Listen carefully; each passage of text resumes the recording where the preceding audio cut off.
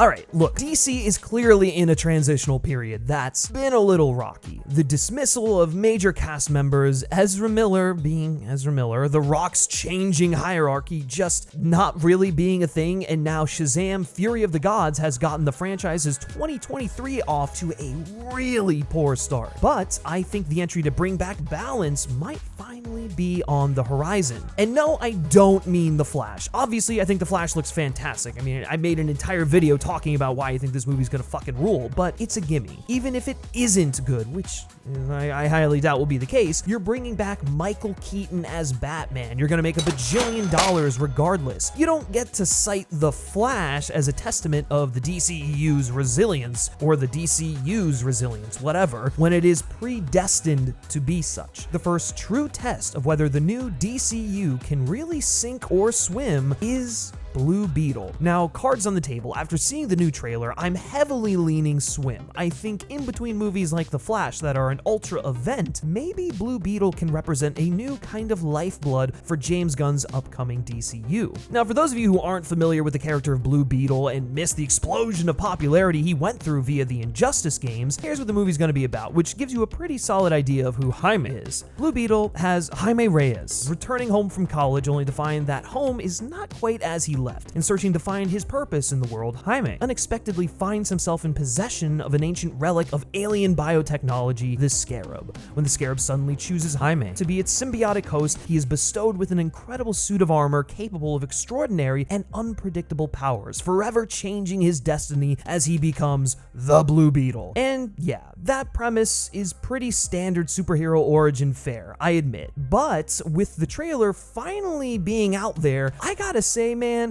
Blue Beetle looks awesome. It looks like an absolute blast. And while there's only so much to go on so far with one trailer, I think it's worthy of a conversation. Jaime Reyes is just such an interesting character and is still a pretty new character for DC Comics. Having been introduced in 2006 as the third incarnation of the Blue Beetle, Jaime immediately became a fan favorite character, making his way into a bunch of cartoons like Batman the Brave and the Bold and eventually Young Justice. In that way, Jaime is sort of the Miles Morales of the DC universe. And really, Blue Beetle is just kind of like Spider-Man in a lot of ways, with an Iron Man suit of armor. So really, he's just like a better version of MCU Spider-Man. It's the parallel of coming from a lower income family, trying to make that family proud and create a new life and make something of his life. Jaime is the product of his family. They give him strength and guidance. You get the sense that Jaime was probably the first of his family to go to college and thus has lofty expectations he has to live up to in the eyes of his family, while at the same time is just trying to figure his shit out as any post-grad is. Based on the opening of the trailer, you get the sense that he dreams and longs for something more, for a life better than what he has, and while he doesn't realize it, the Blue Beetle will give him that purpose he longs for, just perhaps not in the way he had imagined. He's bestowed with powers, he has to come of age and understand the great power that he holds. The suit will help him find that understanding, and like Peter or Miles, it's not the powers that give him his strength.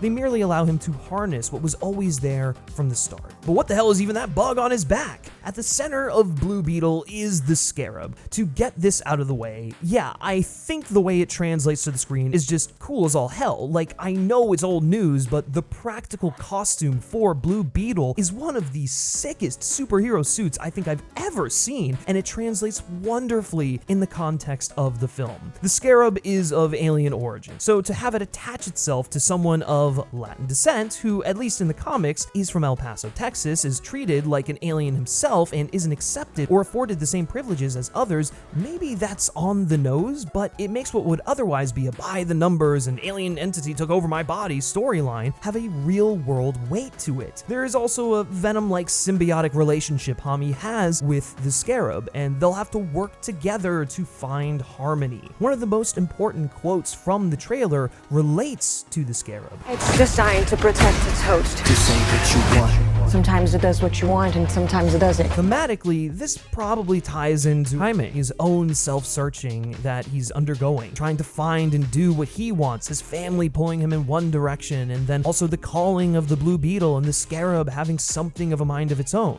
What's more likely, though, is this. Jenny, his friend, also calls the Scarab this world-destroying machine, and Jaime will likely have to wrestle with the machine trying to dictate his actions while he's pushing to control it. Again, thematically, this is emblematic of a larger social and corporate machine trying to consume Jaime and have him conform or assimilate to white standards and expectations. He can only just be a body, a host for a larger machine to work for their own gain. Jaime must not only fight the literal corporate villains trying to steal his power away from him because of who he is, but also within the machine of the Blue Beetle itself, Jaime must fight for his own personhood to weigh out. Now, this version of Jaime isn't from El Paso. They created a new fictional city for him in Palmera City, but I don't think that undermines the commentary. As the director and star elaborated in an interview with Collider, we introduced Palmera City as trying to put Jaime in a city similar to that of Gotham or Metropolis. Superman has Metropolis, Central City for the Flash, Gotham. Why doesn't he, Blue Beetle, have his own city? He's fucking dope, and that doesn't mean that El Paso is not dope. El Paso is awesome, and El Paso is very much present in the life of the family, but in service of positioning Blue Beetle as a potential leader in the DCU, Palmera City came to life, and thanks to Palmera City as well, and the bigger world building around it is what got us the theatrical. Obviously referring to the theatrical release because Blue Beetle was supposed to be an HBO Max movie. There's power to that. The vision was to have Blue Beetle be on the same level as someone like Superman or Batman, and that is arguably even more empowering than just having the character be from a real world city. It puts him on the same level as the more classic characters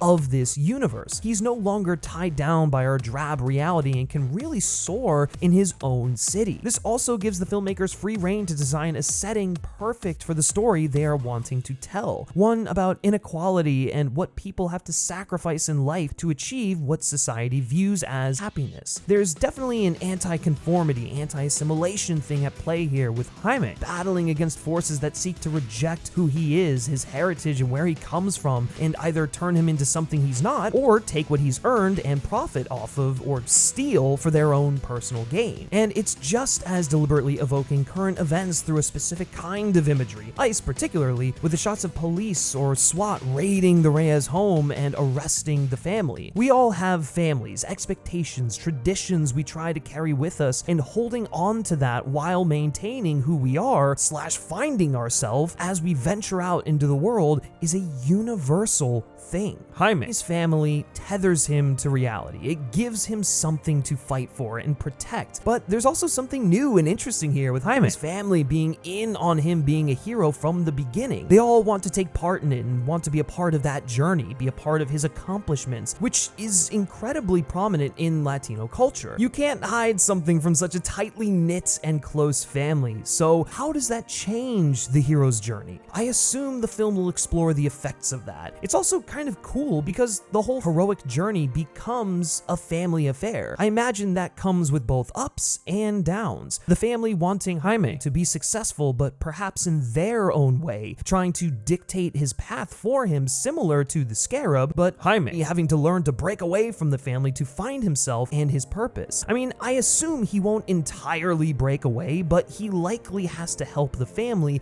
to understand that even though his gifts and status is something to be excited about, something they should be proud of, he has to make his own choices and live his own life with the lessons they've taught him growing up, and hopefully they will be just as proud. The family dynamics of Blue Beetle will be the core message shining through the overbearing corporate power of Cord Industries that allows our heroes to prevail. And speaking of Cord Industries, I'm also getting big, amazing Spider-Man vibes from the trailer. The similarities of Peter trying to get a job at Oscorp versus Jaime trying to get a job at Cord Industries because Cord Industries feels as though it could be the Oscorp of the DCU. But the very interesting thing about this trailer is the lack of Ted Kord. We see his suit, we see his big flying beetle spaceship, but he's nowhere to be seen. To many fans, he's just as iconic as Jaime in the Blue Beetle mantle, and everyone forgets about the first guy. I don't know, what was his name again? Dan Garrett.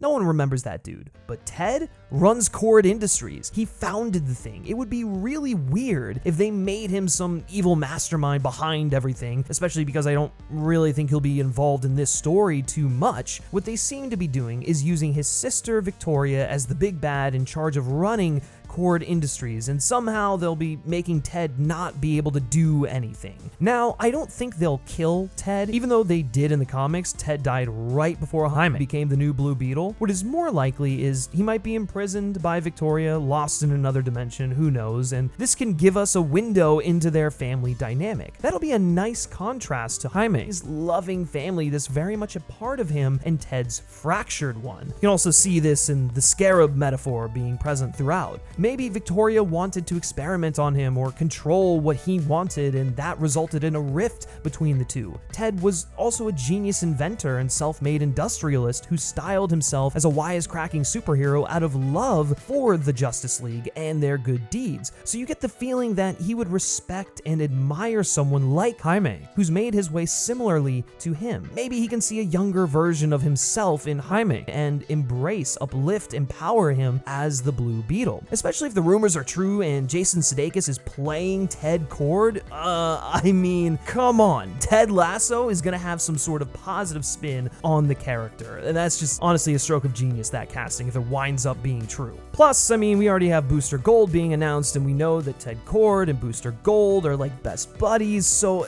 Ted is going to be involved here in some capacity. The truly interesting part about Ted becoming the Blue Beetle is also that the Scarab never chose him. He inherited it, studied it, but it never bonded to him. So he just decided to go the Batman route, creating his own gadgets and technology that would allow him to be that superhero. For Ted, that's always been enough. He gets to help people, he gets to make a difference, but I think this is something that probably eats Victoria alive. She feels as though the Scarab belonged to her, the power belonged to her because of her privilege and nepotism and proximity to Ted Cord. If anyone was going to be bestowed with the powers of the Blue Beetle, it's hers. And so the film is her trying to reclaim what she feels is her birthright, but what in reality isn't at all. The Scarab never even came close to choosing her. So it looks like she's manufacturing her own version of a Scarab for herself, aka cultural appropriation given the Scarab's Egyptian origins. Definitely some sort of white privilege clinging to power and trying not to relinquish it to someone else who's worthy, especially given the status Jaime comes from lower income Latino immigrant family thing going on there. Carapax, the indestructible man, seems to be Victoria's heavy. I also believe the actor playing Carapax is Latino, so the contrast between someone who is willing to play a white man's game in order to achieve some semblance of power, I mean, he's basically Victoria's pawn and test subject, versus Jaime, who won't assimilate or conform and will embrace who he is and the power bestowed upon him. Being empowered by the white system versus being empowered by who you are and where you come from. Victoria's influence over Palmera City seems vast, almost all-encompassing. This is what Jaime will have to be fighting against, letting these people get to live their lives again unencumbered by the weight of the system. Ted can finally restore a system in the city that will allow people to prosper, to have jobs that allow them to support their families, to be the people they've always wanted to be, without restriction, without limitations. Jaime can show everyone how important those bonds are, how being yourself and breaking from the system can be so empowering and important. Taking Victoria down and allowing Cord Industries to finally start giving back to its community again would be a perfect way to watch this hero come into his own.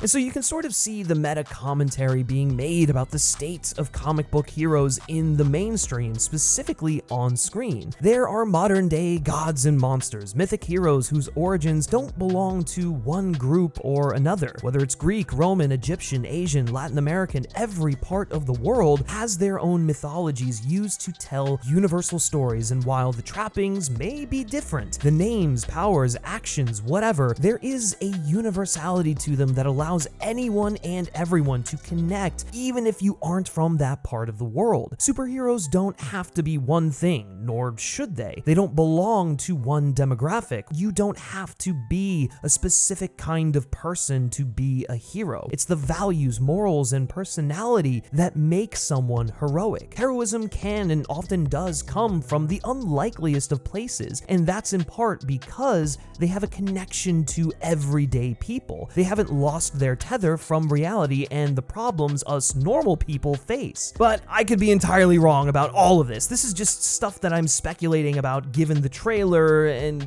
some quotes from the director and actor. The point is, Blue Beetle looks like a blast. I love the style, I love the action, and it just looks like a fun ride at the movie theater, while still packing a lot of hearts and addressing important themes and issues. Latino characters in superhero films have traditionally only been allowed to be the best friend, a sidekick, a villain, and hell, often not even a villain, but a henchman at most. Blue Beetle is challenging the very idea of who a Latino character can be in a comic book movie. They can and should be more than just a side character. Is this film going to truly be the saving grace of the DCU? An indicator of its long-term viability? Restore faith in the DC brand? Maybe.